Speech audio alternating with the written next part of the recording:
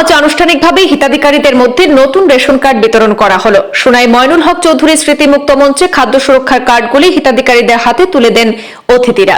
এদিনে খাদ্য সুরক্ষা কার্ড বন্টন অনুষ্ঠানে সভায় প্রথমে স্বাগত বক্তব্য রাখেন ফুড ও সিভিল সাপ্লাই বিভাগের জয়েন্ট ডিরেক্টর জ্যোতিষ দাস। অনুষ্ঠানে বক্তব্য রাখেন সোনাই সার্কেল অফিসার মারিয়া তানিম, সোনাই পৌরসভার চেয়ারপারসন শিলু রানী দাস, শিলচরের সাংসদ প্রতিনিধি ভজন সেন, সোনাই বিধায়কের প্রতিনিধি খালিদ হাসান লস্কর প্রমুখ।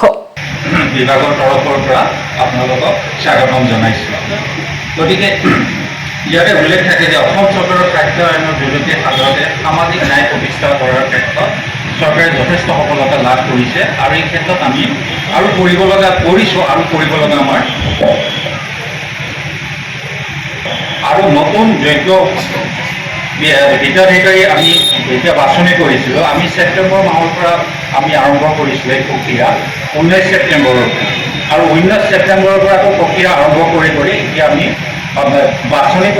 আর first of all to start with district অ্যাডমিনিস্ট্রেশনের বিহাফ থেকে আমি আজকে যারা এখানে বেনিফিশিয়ারিজরা প্রেজেন্ট আছেন আর যারা 2028 ফ্যামিলিজরা আজকে এই সিলেকশন কমিটির দ্বারা সিলেক্ট হয়েছেন ওদেরকে অনেক অনেক আমার ডিস্ট্রিক্ট অ্যাডমিনিস্ট্রেশনের তরফ থেকে আন্তরিক শুভেচ্ছা জানাই এবং অনেক ধন্যবাদ আপনাদেরকে যে আজকে আপনাদের এই প্রোগ্রামটা অ্যাটেন্ড করেছেন আর আজকে এখানে উপস্থিত থেকে অনেক টাইম থেকে সকাল থেকে পেশেন্টলি আপনারা প্রোগ্রামটা অ্যাটেন্ড করেছেন, আমাদের সাথে কোঅপারেটিভ করেছেন। অপুষ্টি দূর করার জন্য বর্তমানে সারা দেশে 80 কোটি থেকে বেশি মানুষকে বিনামূল্যে চাল সরবরাহ করা হচ্ছে।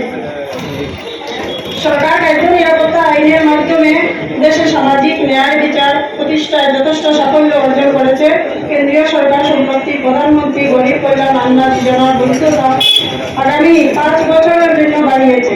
অতএব মানুষ এই যোজনা থেকে 2028 সন পর্যন্ত উপকৃত হতে থাকবে।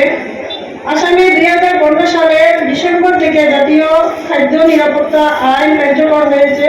2011 সালের আদমশুমারি অনুসারে আসামে খাদ্য নিরাপত্তা আইনের আওতায় সুবিধাভোগীর সংখ্যা প্রায় 2.52 কোটি, গ্রামীণ এলাকায় সর্বাধিক 84.17% এবং শহরাঞ্চলে সর্বাধিক 60.35% অন্তর্ভুক্ত।